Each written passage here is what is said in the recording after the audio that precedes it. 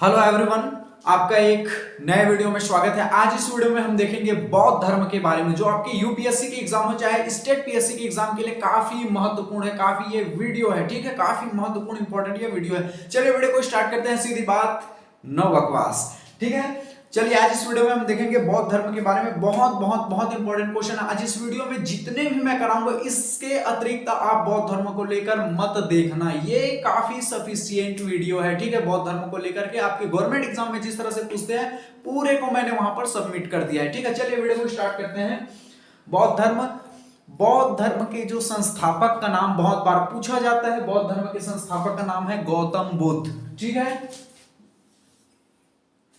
इसका मूल नाम को भी पूछा जाता है, तो गौतम बुद्ध का जो मूल नाम है या बचपन का नाम है सिद्धार्थ है, ठीक है, सिद्धार्थ।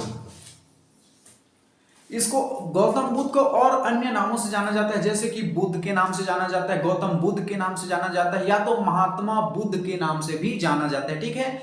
मैक्सिमम आपको ध्यान में रखना कि गौतम बुद्ध के संस्थापक का नाम पूछा जाता है गौतम बुद्ध, इसके बचपन का नाम पूछा जाता है, ठीक है। इसको आपको ध्यान में रखना है। इसके बचपन का नाम है सिद्धार्थ, ठीक है, इतना आपको ध्यान में रखना है। चलिए इस वीडियो में जो है आपको कंप्लीट जो है मटेरियल मिल जाएंगे बौद्ध धर्म को लेकर के। गवर्नमेंट एग्जाम में मैक्सिमम इन्हीं से क्वेश्चन उठेंगे, आपकी जानकारी के लिए मैं बता दूं, ठीक है। गौतम बुद्ध का जन्म पूछा जाता है 563 बीसी, ठीक है, याद रख लेना 563 ईसा पूर्व बैसाख कृष्ण पूर्णिमा। लेकिन आपके जो ईयर है उनको ध्यान रखना है कि 563 ईसा पूर्व, इसे बहुत बार पूछा जा चुका है, ठीक है। इनकी माता का नाम ध्यान रखना है, इनकी जो माता गौतम बुद्ध की जो माता का नाम है महामाया देवी। पिता का नाम पूछा जाता है, पिता का नाम है सुशोधन, ठीक है। इनकी जो मौसी का भी नाम पूछा जाता है प्रजापति गौतमी। देखो महात्मा जो बुद्ध है या गौतम बुद्ध की जो है, जब गौतम बुद्ध बहुत छोटे थे तो इनकी माँ की जो मृत्यु हो गई, तो इनकी माँ की मृत्यु के बाद इनकी जो मौसी का नाम है प्रजापति गौतमी ने इनका पालन पोषण किया, ठीक है। बहुत बार पूछा जाता है कि गौतम बुद्ध का पालन पोषण किसने किया, ऑप्शन आपको दे दिया जाएगा। मैं फिर से बता दूं, आज इस वीडियो में बौद्ध धर्म को लेकर पूरे कंप्लीट मटेरियल इस वीडियो में आपको मिल जाएंगे। इसके अतिरिक्त आप एक्स्ट्रा बिल्कुल मत देखना, काफी सफिशिएंट हो जाएगा, ठीक है। कंप्लीट मटेरियल आपको मिल जाएंगे एग्जाम के दृष्टिकोण से मैं बता दूं, ठीक है, सिलेबस के अकॉर्डिंग। और मैं तो हमेशा गवर्नमेंट एग्जाम के दृष्टिकोण के अनुसार से कंप्लीट मटेरियल आपको प्रोवाइड कराता हूँ, वरना तो पढ़ने के लिए बहुत सी चीजें हैं, आपकी जिंदगी ऐसे ही कम पड़ जाएगी। इतने सारे अगर आप पढ़ना चाहो, किताब पढ़ना चाहो, तो जो इंपॉर्टेंट है उसको मैंने सबमिट करता हूं, ठीक है। इसकी मौसी का नाम है प्रजापति गौतमी ने पालन पोषण किया, ठीक है। गौतम बुद्ध की पत्नी का नाम, ठीक है, गौतम बुद्ध की पत्नी का नाम है यशोधरा, ठीक है, याद कर लेना, बहुत बार पूछा जाता है। अगला हम देखेंगे गौतम बुद्ध की जो शादी है 16 वर्ष की उम्र में हो गई। इसे भी बहुत बार पूछा जाता है कि इनका वर्ष का नाम बताइए, या फिर ये पूछा जाता है कि गौतम बुद्ध की जो शादी है कितने वर्ष में हो गई थी, 16 वर्ष में हो गई थी, ठीक है, याद कर लेना इसे। और चलिए अगला देखते हैं। गौतम बुद्ध ने अपना प्रथम जो उपदेश है सारनाथ में दिया था, याद कर लेना, इसे भी बहुत बार पूछा जा चुका है कि गौतम बुद्ध ने सबसे पहले कहां उपदेश दिया, तो सारनाथ में उपदेश दिया था, प्रथम उपदेश, ठीक है। चलिए अगला बढ़ते हैं। गौतम बुद्ध का हृदय, बहुत बार इसे पूछा जाता है, गौतम बुद्ध का हृदय किसको देख कर जो है उनका हृदय जो है द्रवित हो गया था। तो आपको बहुत बार इसे पूछा भी जा चुका है कि गौतम बुद्ध का हृदय जो है 4 दृश्यों को देखकर द्रवित हो चुका था, ठीक है, द्रवित हुआ। चलिए पहला देखते हैं, एक बूढ़ा व्यक्ति, दूसरा बीमार व्यक्ति, तीसरा शव, और चौथा है सन्यासी। इन चारों को देखकर गौतम बुद्ध का जो हृदय जो है द्रवित हो गया था, ठीक है, बहुत बार इसे पूछा जाता है। अगला हम देखेंगे बौद्ध साहित्य, ठीक है, इसे बौद्ध साहित्य को त्रिपिटक साहित्य भी कहते हैं। बहुत बार इस तरह से पूछा जाता है कि त्रिपिटक साहित्य किसे कहते हैं, तो बौद्ध साहित्य को कहते हैं, ध्यान रखना। और जैन साहित्य को आगम साहित्य कहते हैं। बहुत लोग कंफ्यूजन रहते हैं, ठीक है, लेकिन आपको कंफ्यूजन से दूर रहना है। चलिए इनके जो त्रिपिटक है या तो बौद्ध साहित्य, उनको हम देखेंगे। इनका नाम आप याद रख लीजिए, सबसे पहले विनय पिटक, अभिधम्म पिटक और सुत पिटक। ठीक है, चलिए एक एक करके देखते हैं। बौद्ध साहित्य में 3 पिटक है, आपको ध्यान में रखना है। विनय पिटक, विनय पिटक में क्या है, बौद्ध भिक्षुओं का अनुशासन का वर्णन है इसमें। ठीक है, आपको ध्यान में रखना। बहुत बार पूछा जाता है कि विनय पिटक के अंतर्गत या फिर विनय पिटक संबंधित करते हैं या किसका वर्णन है, ऐसा आपको पूछा जाता है, तो आप मुखाग्र याद के रखेंगे। ठीक है, बौद्ध भिक्षुओं के अनुशासन का वर्णन है किसमें, विनय पिटक में। अगला हम देखेंगे अभिधम्म पिटक। अभिधम्म पिटक में बुद्ध के उपदेशों का व्याख्या है, आपको ध्यान में रखना। अगर आपसे पूछ दे कि बुद्ध के, ठीक है, उपदेशों की व्याख्या किस पिटक में है, तो आपको अभिधम्म पिटक याद रखना है। अगला हम देखेंगे सुत्त पिटक। गौतम बुद्ध के शिक्षा का संकलन है, याद रखना है। गौतम बुद्ध के शिक्षा का संकलन किस पिटक में है, तो सुत्त पिटक में है। ये 3 बौद्ध साहित्य है, आपको याद रख लेना है, कम से कम आपको नाम याद रख लेना है, वही काफी है। ठीक है, बहुत इंपॉर्टेंट है, आपको याद कर लेना है। चलिए अगला देखेंगे, हम आगे बढ़ते हैं। गौतम बुद्ध के जीवन से जुड़ी 4 घटनाएं। ठीक है, पहला हम देखेंगे निर्वाण।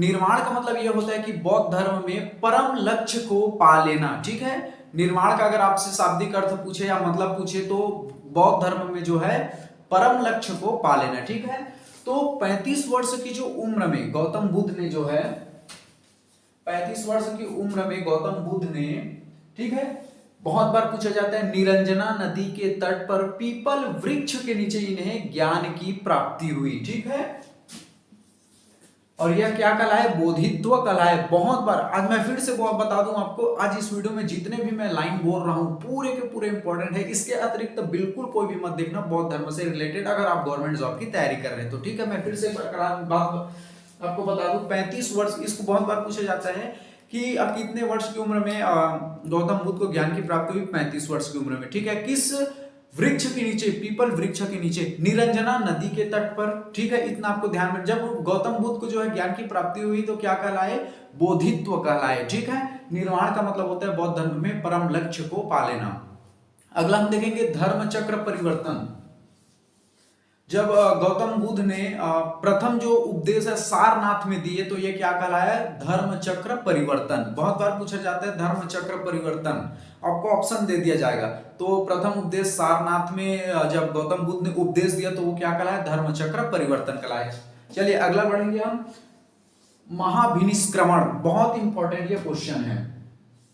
29 वर्ष की उम्र में जब इन्होंने गृह को त्याग दिया, अपने घर को त्याग दिया, तो क्या कहलाए, महाभिनिष्क्रमण। मैं फिर से बता दूं, गौतम बुद्ध जो है 29 वर्ष की उम्र में अपने घर को त्याग दिए, वो क्या कहलाए, महाभिनिष्क्रमण। ठीक है, और ये किसके साथ घर को त्यागे, इसके अपने अश्व, एक घोड़ा था इनके साथ, और अपने एक सारथी। ठीक है, उस अश्व का नाम था कांधक। बहुत बार पूछा जाता है कि गौतम बुद्ध के अश्व का क्या नाम था, घोड़े का क्या नाम था, कांधक, और उनके सारथी का जो क्या नाम था, छंदक। ठीक है, तो गौतम बुद्ध जब अपने घर को जब छोड़ दिया, क्या कहलाए, महाभिनिष्क्रमण। 29 वर्ष की उम्र में जो है अपने सारथी और अपने घोड़े के साथ इन्होंने घर त्याग दिया। और कितने वर्ष में इनको शिक्षा की प्राप्ति हुई या ज्ञान की प्राप्ति हुई, 35 वर्ष की उम्र में, निरंजना नदी के तट पर पीपल वृक्ष के नीचे। आपको ध्यान में रखना, जब इन्हें ज्ञान की प्राप्ति हुई क्या कहलाए, बोधित्व कहलाए। ठीक है, धर्म चक्र परिवर्तन कब क्या, जब इन्होंने प्रथम उपदेश कहाँ दिए,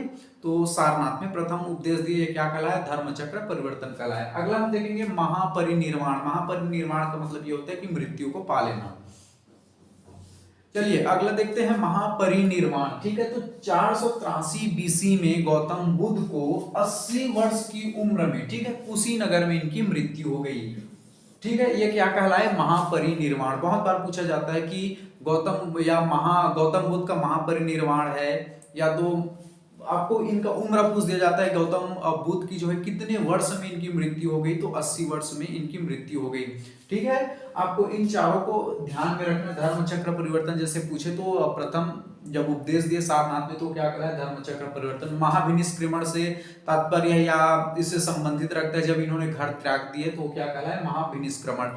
ऐसे आपको पूछे जाते हैं। और मैं फिर से बता दूं, अगर आप इस वीडियो में जितने भी बौद्ध धर्म से बातें बता रहा हूं, इसके अतिरिक्त बिल्कुल मत देखना, ये पूरे इंपॉर्टेंट मैंने सबमिट किए हुए हैं। चलिए अगला हम देखते हैं बौद्ध संगति को लेकर के, बहुत इंपॉर्टेंट है। ठीक है, किस तरह से पूछता है मैं वहां पर आपको बताते जा रहा हूं, उन पॉइंटों को आप बिल्कुल याद कर लेना। बौद्ध संगति यानी बौद्ध संगति, 4 बौद्ध संगति है, उनका कहां पर हुआ ये संगति, उनको पूछा जाता है। उस समय उनके अध्यक्ष कौन थे, इसको पूछा जाता है। उस समय शासक कौन थे, इसको पूछा जाता है। चलिए देखेंगे प्रथम बौद्ध संगति। ठीक है, तो प्रथम जो बौद्ध संगति है कहां हुई, राजगृह में हुआ। ठीक है, प्रथम बौद्ध संगति कहां हुआ, राजगृह में हुआ। इसके अध्यक्ष कौन थे, महाकश्यप। ठीक है, मैं फिर से बता दूं, प्रथम बौद्ध संगति कहां हुआ, इसको पूछा जाता है, इसके अध्यक्ष को पूछा जाता है, और इस समय इनके शासक कौन थे। तो प्रथम बौद्ध संगति के समय शासक कौन थे, अजातशत्रु। ठीक है, द्वितीय बौद्ध संगति, ठीक है, यहां पर मैंने ऐसे कर दिया है तो बौद्ध संगति है ये सभी। द्वितीय बौद्ध संगति कहां हुआ, वैशाली में हुआ। ठीक है, इसके अध्यक्ष कौन थे, सर्वकामी थे इसके अध्यक्ष, और इस समय जो शासक था काल अशोक। ठीक है, मैं फिर से बता दूं कि बौद्ध संगति से जितने बता रहा हूं पूरे इंपॉर्टेंट है, लेकिन संगति से पर्सनल कैसे क्वेश्चन पूछे जाते हैं, या तो कहां पर हुआ प्रथम बौद्ध संगति, द्वितीय संगति कहां पर हुआ, इसके अध्यक्ष कौन थे, या तो इनके समय शासक कौन थे, ऐसा पूछा जाता है। ठीक है, चलिए तृतीय बौद्ध संगति। तृतीय बौद्ध संगति कहां हुआ, पाटलिपुत्र में हुआ। ठीक है, इसका अध्यक्ष तृतीय बौद्ध संगति का अध्यक्ष कौन था, मुगलिपुत्तिस, और इस समय शासक कौन थे, अशोक। चलिए चतुर्थ बौद्ध संगति के बारे में देखेंगे। ये जो चतुर्थ बौद्ध संगति है कहां हुआ, कुंडलवन में हुआ। ठीक है, कुंडलवन में इसका जो अध्यक्ष है वसुमित्र थे, और इस समय जो शासक थे कनिष्क था। ठीक है, that is the most important, जितने भी बता रहा हूं पूरे को ध्यान से याद करते चले जाना। ठीक है, चलिए आगे बढ़ते हैं। अगला हम देखेंगे बौद्ध धर्म के त्रिरत्न, बहुत बारी से पूछा भी जा चुका है। ठीक है, बौद्ध धर्म के त्रिरत्न बुद्ध, धम्म और संघ। ठीक है, इसे वन लाइनर में पूछा जाता है। इन जितने भी बता रहा हूं इन सभी को वन लाइनर या तो बहुविकल्पी प्रश्न के थ्रू पूछे जाते हैं। ठीक है, इतने को आप देख लेना, इससे बाहर कुछ नहीं आएगा बौद्ध धर्म को लेकर के। ठीक है, बहुविकल्पी प्रश्न आपसे पूछे जाते हैं, और पूरे को मुखाग्र याद रखना वरना एग्जाम हॉल में फंस जाओगे। ठीक है, चलिए 4 आर्य सत्य के बारे में देखेंगे बौद्ध धर्म में। दुख, दुख का समुदाय, दुख निरोध, दुख निरोधागामी। ठीक है, प्रतिपदा। ठीक है, यहां पर मैं किसी को भी डिस्क्राइब नहीं कर रहा हूं, विवरण करके नहीं बता रहा हूं, क्योंकि गवर्नमेंट एग्जाम में उस तरह से नहीं पूछा जाता। ठीक है, आपको पूछ दिया जाएगा कि गौतम बुद्ध ने कितने प्रकार के मार्ग बताए, तो आपको ध्यान बस रखना कि गौतम बुद्ध ने जो है 8 प्रकार के मार्ग बताए, इसके कितने सील रहे हैं, तो 10 सील रहे हैं। ऐसे आपको बहुविकल्पी दिए जाते हैं, इसलिए जो जो फैक्ट्स हैं मैं उनको डील कर रहा हूं, यहाँ पर पूरे डिस्क्राइब नहीं कर रहा हूं। ठीक है, मैं हमेशा बात ये बोलता हूं कि आपको जितने चाहिए मैं उतना बताता हूं, वरना तो दुनिया में इतनी सारी किताबें हैं, अगर पढ़ते रहोगे तो पूरी जिंदगी आधी पड़ जाती है। ठीक है, जो इंपॉर्टेंट है एग्जाम के दृष्टिकोण से हमें पढ़ना है। ठीक है, चलिए अगला देखते हैं। गौतम बुद्ध ने सांसारिक दुखों से मुक्ति हेतु अष्टांगिक मार्ग यानी कि 8 मार्ग बताए हैं। ठीक है, यहां पर मैं मार्ग जितने भी 8 मार्ग हैं उनको सबमिट नहीं किया, केवल इनका नाम, इनका क्रम पूछा जाता है कि कितने प्रकार के या कितने मार्ग बताए हैं, तो अष्टांगिक मार्ग बताए हैं। ठीक है, इतना आपको ध्यान में रखना है। महात्मा बुद्ध ने 10 सील का विधान दिया है। ठीक है, अब यहां पर मैंने 10 सील को सबमिट नहीं किया, केवल जो मेन पूछे जाते हैं, जो महत्वपूर्ण पूछे जाते हैं, मैंने उनको सबमिट किया। याद रखना है। ठीक है, गौतम बुद्ध ने सांसारिक दुखों से मुक्ति हेतु अष्टांगिक मार्ग बताए हैं, और इन्होंने 10 सील का विधान दिया है। ठीक है, तो आपको जो संख्या बता रहा हूं उसको आपको ईमानदारी से याद करना है। जितने भी आज इस वीडियो में बता रहा हूं पूरे के याद कर लेना, कम से कम 2 नंबर के क्वेश्चन तो यहां से देखने को आपको मिल ही जाएंगे। बहुत बार इसे पूछा जाता है कि अनिश्वर जो वाद है किस धर्म से संबंधित है, जैन धर्म से संबंधित है कि या बौद्ध धर्म से संबंधित है, हिंदू धर्म से संबंधित है, ऐसे आपसे पूछा जाता है। ठीक है, इसको भी पूछा जाता है अनात्मवादी, और इसे बहुत बार पूछा जाता है प्रतीय समुत्पाद। ठीक है, प्रतीय समुत्पाद किस धर्म से संबंधित है, बौद्ध धर्म से संबंधित है। ठीक है, याद कर लेना इसे, अनिश्वरवाद, अनात्मवाद या प्रतीय समुत्पाद। ठीक है, ये कौन से धर्म से संबंधित है? बौद्ध धर्म से संबंधित है। चलिए अगला देते हैं बौद्ध धर्म के संप्रदाय। बौद्ध धर्म के संप्रदाय हीनयान और महायान। आपको ऑप्शन दे दिया जाएगा कि हीनयान और महायान किस धर्म से संबंधित है, या तो ये पूछ दिया जाएगा कि बौद्ध धर्म के संप्रदाय निम्न है। ठीक है, चलिए अगला देखते हैं जो कुछ निर्वाण। निर्वाण का मतलब क्या होता है? बौद्ध धर्म का परम लक्ष्य। ठीक है, निर्वाण। विहार किसे कहते हैं? विहार जहां पर बौद्ध जो भिक्षु हैं वो निवास करते हैं उसे विहार कहते हैं। ठीक है, स्तूप किसी वस्तु का ढेर क्या कहलाता है? स्तूप कहलाता है। ठीक है, आप जो है इस वीडियो में मैंने जितने भी इंपॉर्टेंट फैक्ट्स बताए पूरे के पूरे को याद कर लेना। बौद्ध धर्म से रिलेटेड काफी महत्वपूर्ण है, इसके अतिरिक्त और कुछ एक्स्ट्रा देखने की आपको जरूरत नहीं है बौद्ध धर्म को लेकर। आई होप आपको बहुत अच्छे से समझ आ गया होगा, ऐसा मैं आशा करता हूँ। कम से कम आपको महत्वपूर्ण बात यहाँ पर देखने सुनने को आपको मिला है। स्क्रीनशॉट लेकर आप अच्छे से तैयारी कर सकते हैं। चलिए, थैंक यू वेरी मच। जय हिंद।